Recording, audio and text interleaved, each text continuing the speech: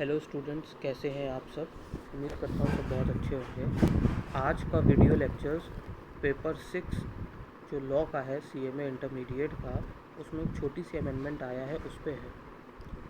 Paper 6 law का, उसमें industrial जो हम लोग का टॉपिक है, उस इंडस्ट्रियल टॉपिक में 2 चैप्टर हैं। Chapter number 7 payment of the gratuity act and chapter number 9 ESI act 1948। कोई बहुत बड़ी अमेंडमेंट है नहीं, बहुत छोटी सी अमेंडमेंट है।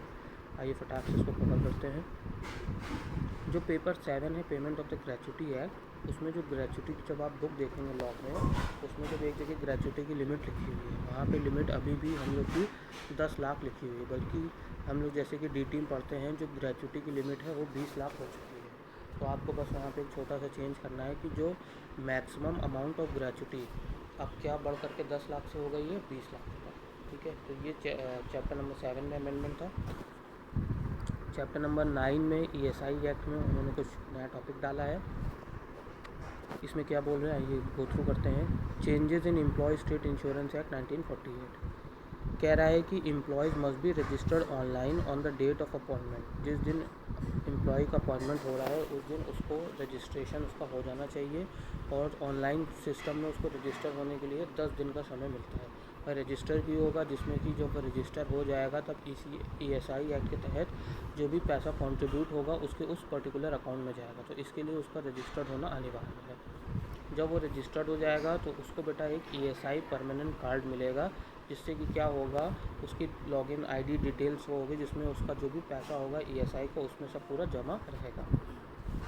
तीसरा पॉइंट हम लोग का है contribution must be against employ must be deposited within the due date. जो एम्प्लॉयर कंट्रीब्यूशन जमा करेगा एम्प्लॉय के लिए, 2 तरीके के कंट्रीब्यूशन होते हैं, एम्प्लॉय कंट्रीब्यूशन और एम्प्लॉयर कंट्रीब्यूशन। एम्प्लॉय कंट्रीब्यूशन और एम्प्लॉयर कंट्रीब्यूशन जो हम लोग के 2 तरीके के होते हैं। तो उस केस में जो एम्प्लॉयर एम्प्लॉय के लिए जो कंट्रीब्यूशन जमा करता है तो वो ड्यू डेट के अंदर जमा कर देना चाहिए एम्प्लॉयर को।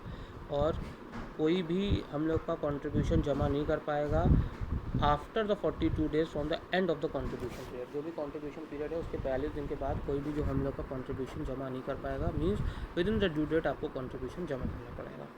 फिर उसी नीचे लिखा हुआ है एम्प्लॉय जिसकी सैलरी पर डे इज़ 176 और लेस है, उसको कोई भी एम्प्लॉय अपनी एम्प्लॉय कंट्रीब्यूशन पे करने की ज़रूरत नहीं है, और उसके बिहाफ पे कौन पे करेगा, गवर्नमेंट पे करेगा। मतलब जो भी एम्प्लॉय जिसकी सैलरी पर डे 176 रुपये या उससे कम है, उसको एम्प्लॉय कंट्रीब्यूशन ना पे करके नहीं पे करना है, उसके बिहाफ पे गवर्नमेंट पे करेगा। लेकिन जो एम्प्लॉयर है उसको अपना कंट्रीब्यूशन नॉर्मली पे करना पड़ेगा।